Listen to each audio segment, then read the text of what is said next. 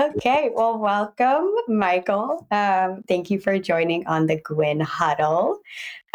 We met about 3 years ago with Milan, and you were one of the first experienced individuals we actually met in the industry when we were creating Gwyn Records, kind of creating a label without really realizing we were creating a label. And you asked us the big question of why the world, doesn't need another record label. And by the end of our conversation together, we decided that the world did need an artist-friendly label. Yes. And so that's what we've been building with your help as well for the last 4 years. Is it more like 5 now? I think, in total it was 5 years, but I think since we met each other, I think it was Yeah. Mm-hmm. 4 years ago. And COVID kind of uses my timeline. Yeah, I agree. Yes. But separate from that, you have an incredible background, which never gets old to hear for me. And I think it's only fair to start by asking, how and why you got into music in the first place. Okay, yeah. So I've been in music my whole entire life. This is all I've ever done. I've always wanted, even since I was a little boy. I started playing piano when I was like 5 or 6 years old. But even before that, just music, the world sounds like music to me, like the birds, car horns, the rain, the rhythm, everything was music.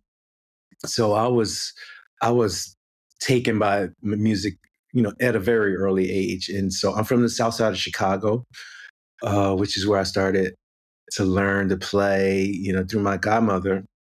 I call her my godmother.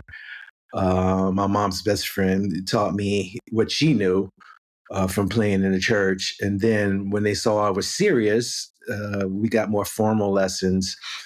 But I like to say I was formally taught, but I also learned in the street. So, radio and just learning by ear. And then as I got older, I got more advanced, and I was leading bands at 10 years old, 11 years old. I didn't even know was called a music director at that time. The kids in the neighborhood were just like, "Oh, you seem to know what you're doing." Like, so I was just telling the band how to play and where to go and arranging and doing all that stuff when I was very young. Fast forward to my high school years, where I just got with other kids that were talented and just really learned about music and how to play with some great band directors and leaders that I had that were like mentors for me. Then I went on to college, where I got a scholarship to go to Howard University, where there were also even more talented kids than me. And I just had to figure out, wow, there are a lot of talented people in the world, and I need to do more work. And so I did that. And DC, especially at that time, was a great training ground on how to play music and just how to be a musician and how to gig, besides the formal teaching and learning from your friends and jam sessions and all that kind of stuff. And then after college, I moved to New York, found an apartment sight unseen. I didn't even see it. Just a friend recommended it. Moved everything I owned into a 3-story walk up, no kitchen, sharing a bathroom with a family down the hall. And I was just happy to be in New York, because at that time, that's where the whole business was. And that's where you can make it. Like the song says, you make it there, you make it anywhere. And so I just wanted to make it in New York. It was a struggle for a minute when I first moved there, just to live, just the landscape, just to figure out what the scene was.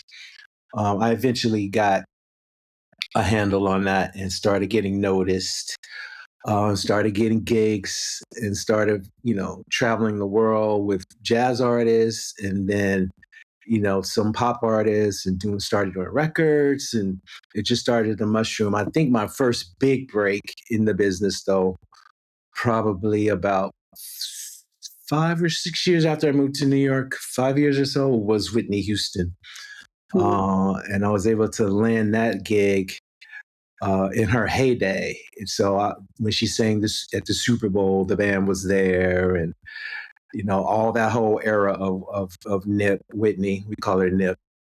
Nippy is her nickname. I call her Nip. And from there, Wow, I haven't stopped. So, Whitney turned into Madonna, turned into Jennifer Lopez, turned into Michael Jackson, turned into Lady Gaga, who I've been her music director now for, this is my 11th year with her, Mhm. which is crazy after all of these years. And in there, in between, there's Oscars, there's Grammys, there's me leading the Emmys, there's tons of artists. I've worked with 500 artists now. We keep a list, which is even crazy when I look at it. So, yeah, that's the long-winded Cliff Note version of Yeah. how I got into this. And how does it, after 5, 6 years of living in New York and having the opportunity of meeting someone like Whitney Houston, how was even that interaction of being in a room with someone at that level at the time? Was she Whitney Houston at the time, or Oh, was she still earlier on in her no, no, no. career? She was Whitney Houston at that time. Everybody knew who she was. She had all her hits by then, and well, not all of Mhm. them, but like the majority of what made her Whitney Houston. That interact. I mean, it's funny because I had interacted with stars my whole life, pretty much. So I was mentored by there's a famous jazz pianist named Ramsey Lewis. So his sons went to my high school, and I used to go to Ramsey's house when I was a teenager, and I played with him when I was very young. Herbie Hancock, I count as a mentor as well. Also from Chicago, the very famous, keyboardist, producer, pianist, Herbie. I met when I was young. Quincy, I met when I was young. Stevie Wonder, I met when I was like a teenager. So, I, So you had the interact. inspiration for these Yeah, and moments. Stevie's so funny. He the last time I hung out with him, a couple years ago. I mean, I talked to him, fairly often. But when I hung out with him, he was telling everybody I was his protege. I was like, I'm not your Oh, protege. I'm not your protege. But he just likes to, because I met him so young, and so mm, interacting with stars wasn't the thing. But Whitney Nip at that time, she was a huge star at the time, but she was just like your big sister. Like she was like my big sister, and she was warm, and she wanted everything to feel like family. And it was great interacting with her. And at the time I got that gig, I really needed a gig in my life. That's a longer story, but yeah, I really needed that. So she came along at the right time in my life. nice, amazing. And I guess through working with all of these incredible people, what's the one project that you're most proud of being a part? I'm sure there are many. Oh my gosh.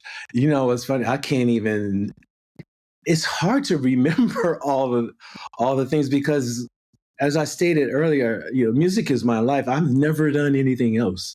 Like I Right. never went to a job and an interview and punched a time clock, and I've never done that. I've only done music for my entire adult life. And so there's in many configurations. So it's not just pop music, and it's not just jazz, and it's just not R&B and funk. It's country, it's hip hop, it's classical artists I work with. There's world artists. We did a whole big concert. Uh, the producer was the great late Phil Ramone, who produced so many people, Billy Joel, Bruce Springsteen, all these people. Mm, And I was asked to do that show, and there was so many world artists, world art, people from Israel, people from Palestine, bands from all over the world that we did. We did a concert for the Dalai Lama in Syracuse. So my resume is vast and open. So I don't know the one project. Uh, this Misha, there's so many. I mean, yeah. the ones that the ones that I'm known for, like I'm known for being Michael Jackson's music director for This Is It, the Mhm. tour that did not happen because Michael passed. And so it was going to be probably the greatest tour ever Yeah. in the And history. we had tickets as a kid, I remember. Oh wow. Excited to Yeah. go. That's always amazing when you guys tell me that. So that, I'm and because I was such a fan of Michael as a kid growing up on the South Side. You know, there weren't too many stars that young that looked like me and my brothers. And so, you know, that was the first concert I ever saw was the Jackson Five. And then going back in the car, I was like, I want to be his friend. And like, as a boy, not only was I his friend, I led his whole musical, you know, empire basically. At the end of his life, he trusted me with that. So that, what a full circle. So Michael, I mean, it is, you know, the Super Bowl that I did with Gaga, I'm very proud of that. You know, Emmy nominations aside, we just put in the work that made it just, you know, feel great for just 13 minutes they gave us, but it felt like a whole big concert that we did. And so, you know, those are some of the highlights. All the stuff with Whitney, I'm proud of all of that. So yeah. Always love when you're introducing yourself to a new artist and you casually say, you know the keys on "I Will Always Love You," like that was me. Yeah. It's like the most because you're such a humble person, but it's such a like iconic song and project to have been a part of. Yeah, that was great to be a part of. You know, me and Bette Sussman were in Whitney's band at the time, and you know, she had called us down to all of us down to do that song. Little did we know it was going to be Right. that big, that iconic. But you know, I know, you know, when we talk to our artists for this label, you know, everybody's so young. I don't assume people know things. I mean, Yeah. although that is, you know, an iconic Right. piece. But you know, Yeah. What was one of like the most impactful lessons for you, having worked with someone like Michael Jackson? Um, I mean, from the outside, he seemed like a very, profound person who always believed in world peace and mhm. you're, one of the very few people that did work with him behind the scenes and was very close with him. So are there any lessons that you kind of carry with you Oh my, today that you remember? yes. Oh my gosh, yes. You know, MJ and I would often, sometimes he didn't feel like physically going into the band room or dance even. You know, we would just work by candlelight. We like candlelight. Hmm. Um, and we would just work just talking about the show and trying to put a set list together, which we never got to because he had so many songs. Like, and Right. anytime I tried to cut one, he would just be like, "Oh no!" Like it would just, Mhm. you know, he wanted to give everything to the fans, and I was like, "MJ, we can't do everything because you'd be on stage for like 2 weeks." Like, you know, so but oftentimes we would just talk about life and talk about, you know, the world. And, you know, he was very aware of everything. Mhm. You know, a lot of people don't realize why the last tour was called This Is It. And he told me, and Kenny and Travis, Kenny was the director, Travis was the choreographer, that the reason it was called This Is It was two reasons. One, that he was very aware of climate change and he didn't want to, you know, as he said, I don't want us to burn up, like, you know, the ozone and all that. He was very aware of that. He was like, if we don't get this together, we don't get a handle on it, this is it. We only have one planet, you know, that we know of that we can, you know, live in. So that was one reason. And the other reason was why his kids were old enough at that time to understand what their father did, like for real, for a living, and just to really comprehend what he did. So he was like, and then after I do this, this is it. Like I'm probably not gonna do it. Although towards the end of, you know, his life, as we were getting closer to go to London, he was getting stronger and stronger and just, you know, really more excited about performing and was even thinking beyond uh, London. So I carry a lot of. He was one of the most kind artists that I remember working with him at the 30th anniversary concert at the Garden with him and his brothers, and I worked with him and his brothers and everybody else on the show right before 911 happened.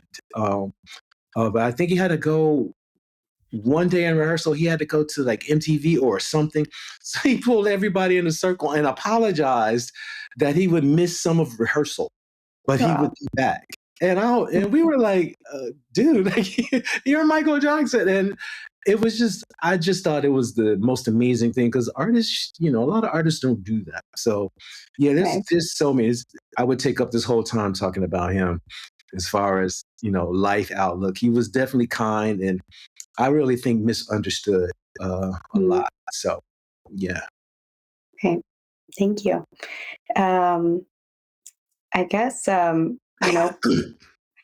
worked with all of these legacy artists, and someone like Michael Jackson, who was, developed from such a young age, Mhm. do you think that artist development is what creates legacy artists, like the ones that you've created or worked with, or because I feel like it's kind of died out over the years and what the music industry has kind of become now. Do you think it's still important to be doing for all artists of all ages? Yeah, see, now you're asking me my soapbox questions. Yeah, listen, what has happened in my estimation, so when I was coming up, there were no, you know, smartphones and there was no social media and there was no thing, all of this thing, technology basically. I mean, it was technology, but it wasn't so prevalent. So you had to actually learn how to play your instrument, and you really wanted to be good, and you really wanted an individual sound. Mhm. We all listen to everybody. Anyway, that's how you learn as a musician, as a singer, as a creative. You learn from what's created before you. But then you synthesize it, internalize it, and make it your own, and then try to come up with something new. um, Technology has helped a lot in leveling the playing field. I remember we had to go to the studio and spend money on studio time and buy 2-inch tape and hire engineers and all that. Now you can record in your house. I remember going out with Whitney and a whole band had studios, and the roadies used to have to bring that stuff in, and we had big cases, and they were mad at us. And now everybody can just carry it in a laptop. So in that instance, it's been great. But what the problem is, or the challenge, because I don't like problems, is that now because it's so accessible and everybody thinks that they can do it because they have prepackaged beats and prepackaged chords, and you just throw some things on top of it and then throw some bars on top of it or sing on top of it, that you're an artist. And that's just not the case because the fundamentals are not there with a lot of artists. So these legacy artists like Michael, like I try to get him to wear in-ear monitors, which are better for us on the stage and better for the sound engineers and all that. And he absolutely hated them Mhm. because he grew up listening to just wedges, and you just sing and you just deal with the sound issues. And so you had to learn how to sing, you had to learn how to dance, you had to learn how to project to the audience, you had to learn how to tell a story of the song, as we do at our label, telling stories. So a lot of that is gone now. A lot of that artist development is gone because artists don't get developed. And then if you exacerbate that with taking music out of schools, so even the people who don't want to be in the arts, that can at least have an appreciation for what it is, and they'll know what's really good and what's not. So the bar is non-existent anymore. There's no bar for people to really differentiate what's really good and what's not. And I often compare that, like, so if I wish music wasn't so subjective, and art in general wasn't so subjective. Say, like, for instance, if you're on a basketball team, if you're in the NBA, if you made it to the NBA, there's only like 400 slots or something like that. I Mhm. forgot the number. But even the guy who doesn't get many minutes in the game and just really is on the practice squad can still wear out anybody that's just playing at like West 4th Street in New York on the court, because they had to go through something to get to that level. That's Right. not to say that everybody in the NBA deserves to be there, or there's no guys that are not in the NBA that could be there, but the ones that are there can really play. Okay. And that's not true in the music business. A lot of the people who are popular or have risen into whatever these heights are, aren't necessarily great at their craft. They just got popular, or something went viral, or they are the Right. flavor of the day. So artist development, especially for longevity, if that's what you want, Mm-hmm. you really have to dig into your fundamentals. Look, you can only talk about popping bottles and parties, and you can only talk about the same thing so many times for people just get bored. Right. You know, Bruce Springsteen, you know, I recently just did a film, and somebody's talking about Springsteen, and he said he ain't had a hit in 30 years, but those concerts still sell out. I don't know if that's true, but his concerts still do sell out. He may not have had a radio hit in a long time, but the people know what they're going to get when they come see him. That's He's true. still working. My friends with the Rolling Stones. I ran into a friend of mine last night who plays bass with the Rolling Stones. He's from Chicago. He's been with them for 20 something years.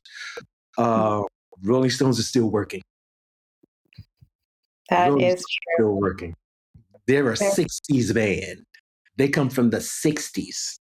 It's 2023. They're still working. So there's something to be said for artist development and fundamentals, and just, you know, Yeah, having that's things. true. Sorry to get on my soapbox. No, not at all. I mean, that's why I asked. Actually, one of my family friends went to a Metallica concert in LA, I think a month ago, and Yeah. Mm-hmm. again, it's Metallica, but they sold out the stadium for 78,000 people. So, Yeah, like, no, you a know, lot of my like, friends went, and a lot of the people that I work with Gaga were there, and they were telling me how amazing the show was. right. So, I mean, you know, I think the Yeah, artist development that then leads to legacy artists that can, you know, has that longevity of every generation still appreciates the music that's and right. has their own kind of love and appreciation for the music, no matter where they're from, how old they are, what generation they're from. I think it's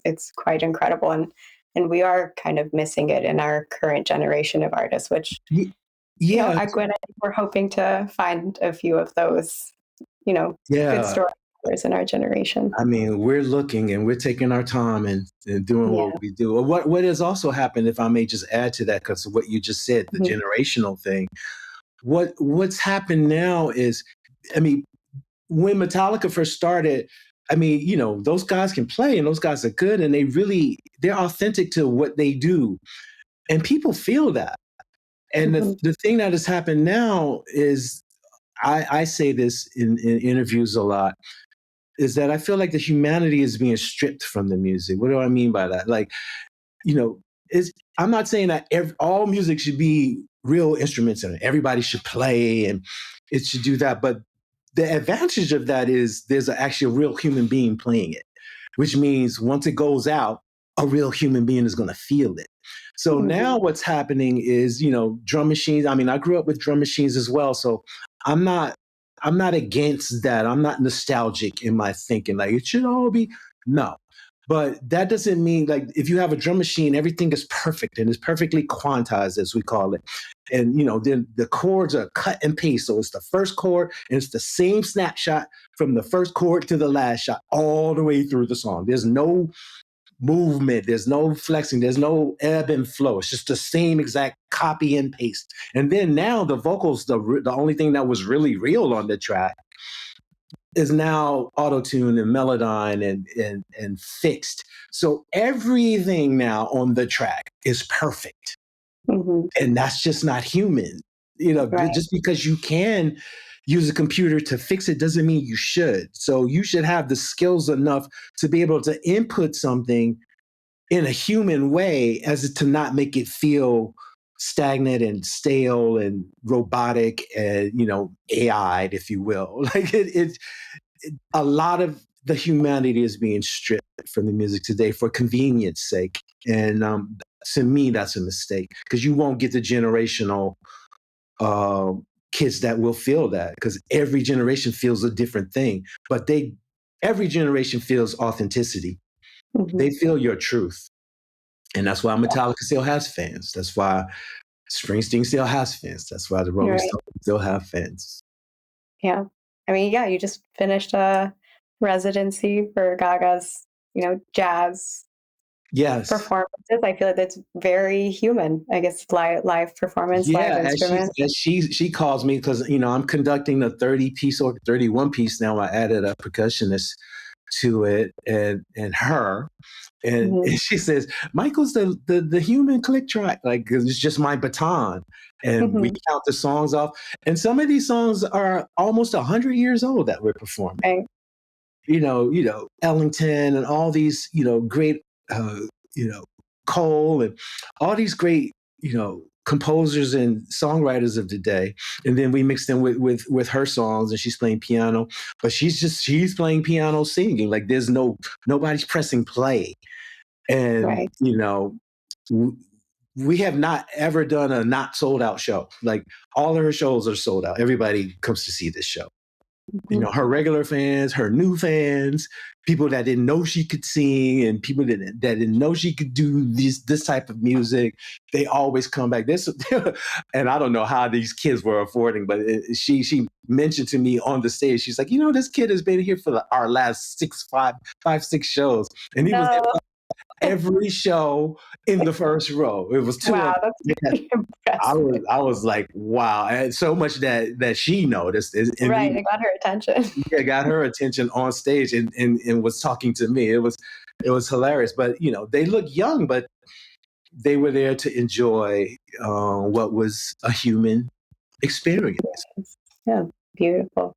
And so what has your experience been working with so many female artists of our generation? Like what do you think is their through line of excellence? Because I mean you've worked with almost every, incredible female artist in the world. Yeah, I still want one. It's on my bucket list. I say this in every interview, just in case she sees it. Barbara Streisand. Barbara Streisand. Yes, please. My mom has been dying to see her perform live, but I don't think she does anymore. So, If she ever does, I would just like to do one. I could conduct, I could play piano, like whatever it is. I would love to do that. The through line of excellence for all the female artists, and there's so many. There's so many, from Whitney to Jay to Gaga to Renee Fleming. There's like Shania. I just worked with recently, which was, I worked with her before. Aretha, mhm. Mariah. There's so many. Um, Gladys Knight, one of my favorites. Nancy Wilson. Nancy was always fun. Bonnie Raitt. God, I'm just going in my head. Pat Benatar, I just worked with.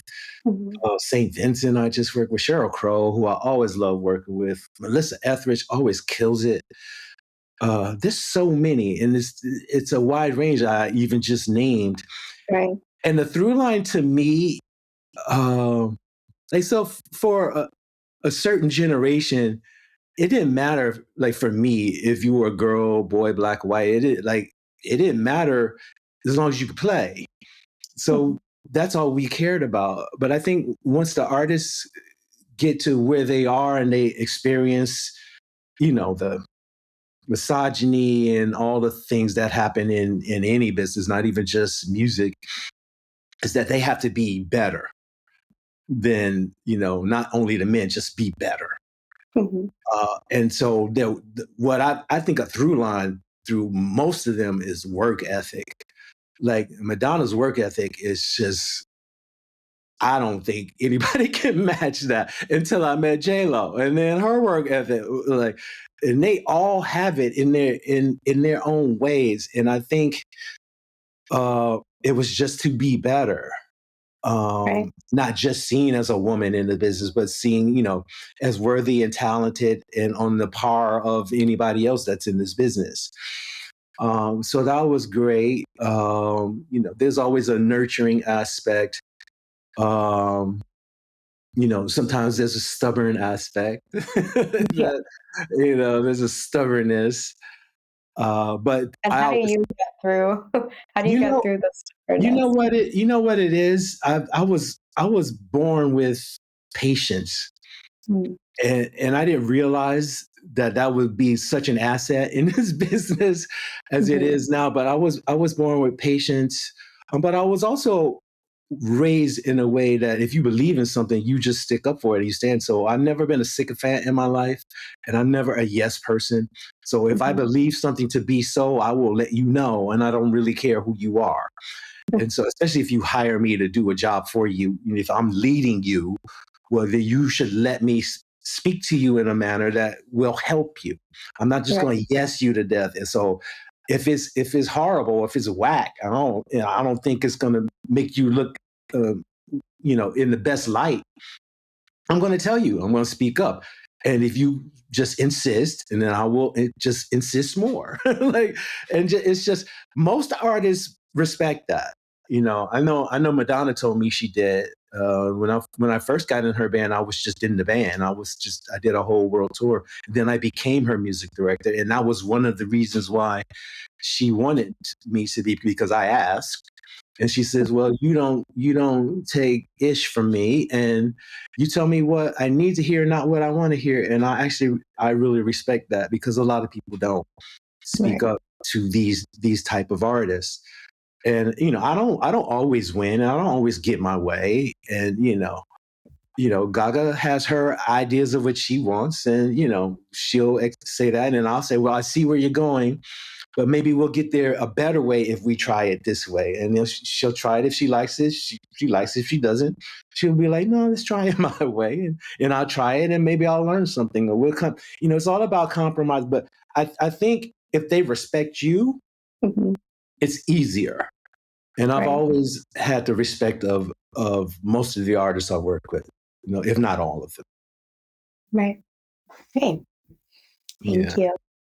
I guess another interesting aspect of some of the artists that you've worked with, from Michael Jackson and Whitney Houston, is the loss of a very young life in the music industry, which I don't think has necessarily even slowed down with our generation, and the loss of some artists that we've kind of grown up listening to as well.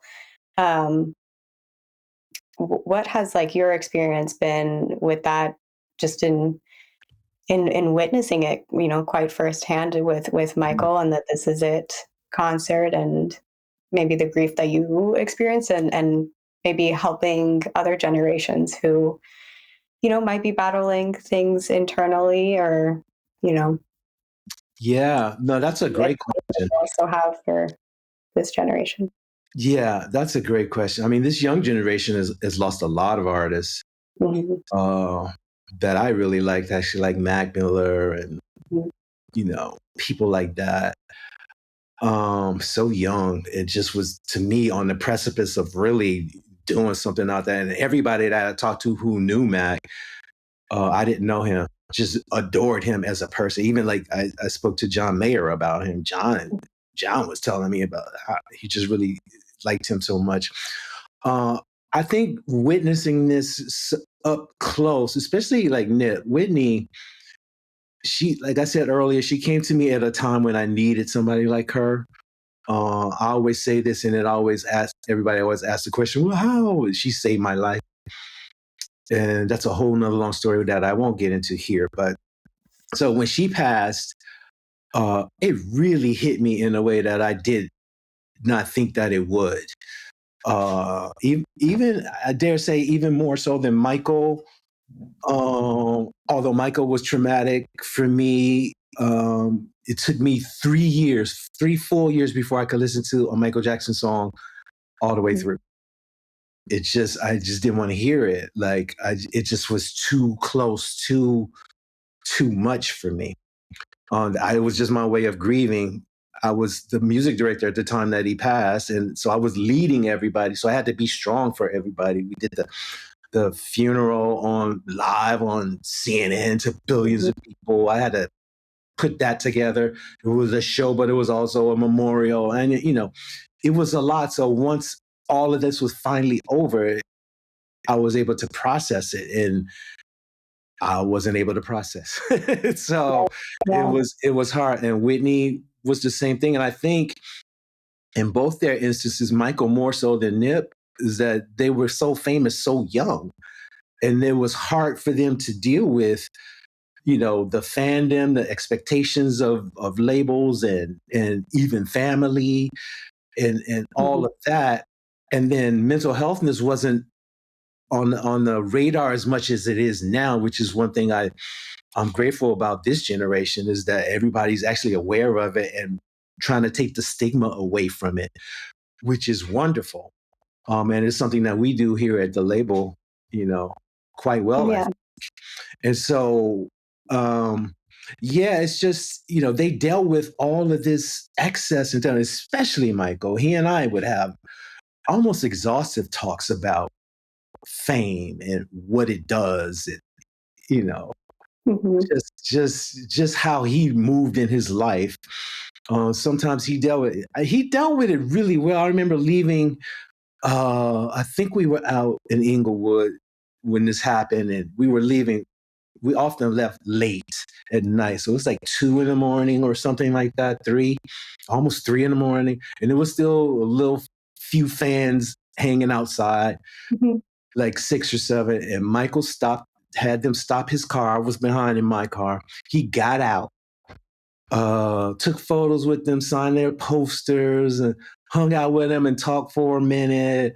They were hugging him and crying, of course. And he spent a good 10 to 15 minutes just Hmm. with the fans. And then got back in his car, said bye to them, and then left. And of course, it wasn't like 5,000. It was only like a Right. handful, so he could handle that in Mhm. security. Yeah. They like that, but he handled it as well as he could be. But he's been famous since he was a boy, so Right.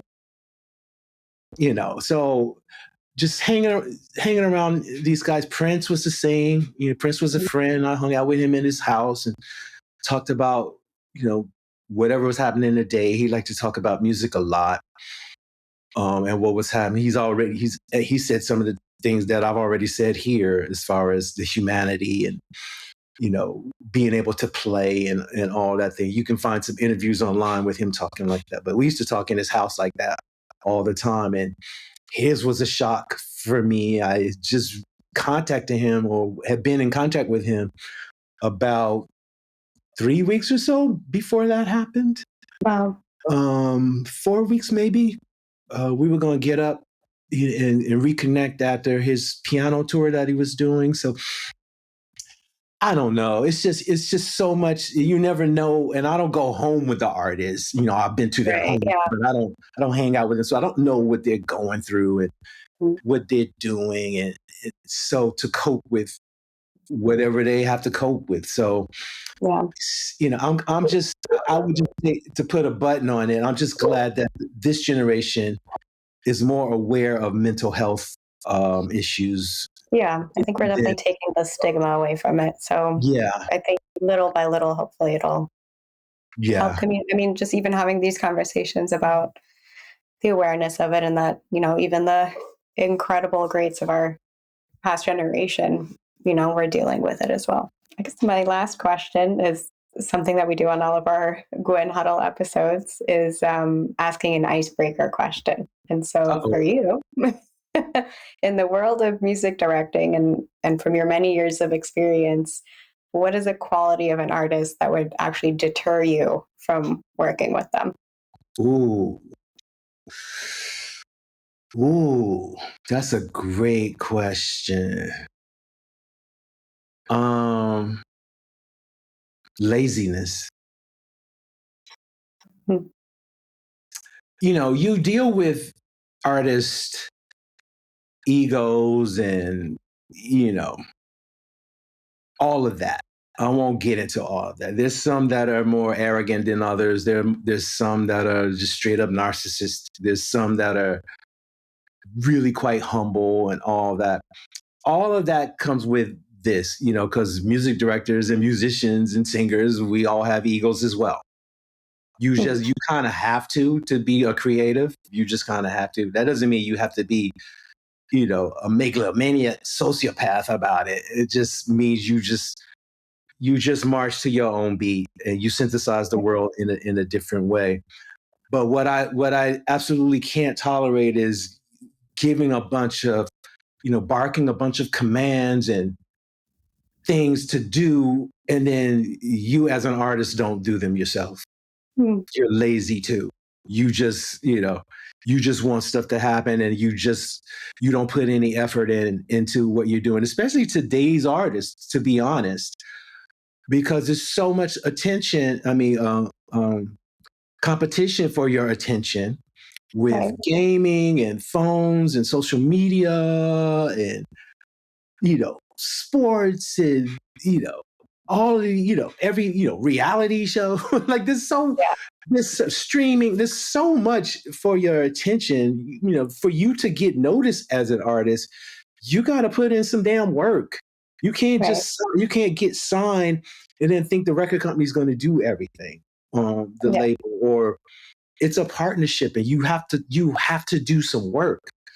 And so that deters me faster than anything from wanting to work with somebody as if they're lazy and they just don't understand that nobody cares about your career more than you.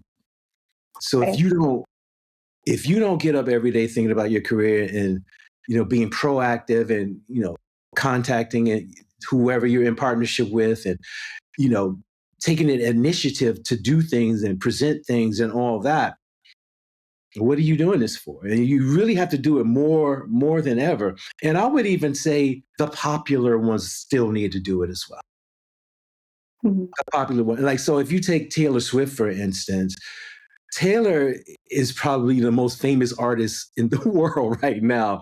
Beyonce is there, everybody, there's all the famous ones I could name, and they're there. But Taylor has taken it to a different level now because she still does a lot of work on her own. She'll answer requests from her fans to sing at their wedding and just go and do it, without getting paid, and, set up these camps. She raises whole economies when she comes into the city. And she's incredible. She just built this whole communal thing, and that's not by accident. That's intentional. She meant to do that, regardless of what one thinks about her music or her talent or whatever that is. She understood the assignment of connecting with her fans and, doing her music, and not even, she's true to what she does. Even her re-recording all of her old music. Right. To me, that's extraordinary. Like, what artist would do that? Oh, you're not gonna give me my masters back, or you're not gonna? Oh, really? Okay, I'm just gonna re-record all this. Right. That's not lazy. That's caring about what you do and what you put out in the world. I mean, it's also a business, a business move. But some artists just would not do that. I don't feel like going to the studio and redoing all that. Taylor's like, yeah, whatever. I'm just gonna re-record 1989, or just that's right. I think especially as like a female in the industry, seeing her really fight for what's hers. Yes. That's a great example. So that's been great to see. But I think it's something, I think, that we also have conversations with our artists that, when you come and sign to Gwyn, it is a 50-50 partnership. It's a 50-50 net royalty splits. You can't give up when you sign to us. We can't do 100% of the work. It's your art. It's your music. That's right. You need to promote your music just as much as we do, or else, what we do kind of falls on deaf ears. Like, no one's going to do anything with it. So it's hard. But again, all the conversations we need to actively have with artists in the industry. But yes, we're all in it together. We're all in it together. I mean, if that was the case, why did you even seek a label? Right. Just go out and do, no diss to TuneCore, no diss to like, just go out and do that and do it on yourself. And there's nothing wrong with that. That's fine. But you sought out a label for a reason. Mm-hmm. Do the work. Do the work. Help us do the work. It's 50-50, but it's a partnership. So has its ups and downs for sure. Yes. But thank you, Michael. That's all I had for today. So I appreciate you joining us on the Gwyn Huddle. Thank you. Peace, everybody.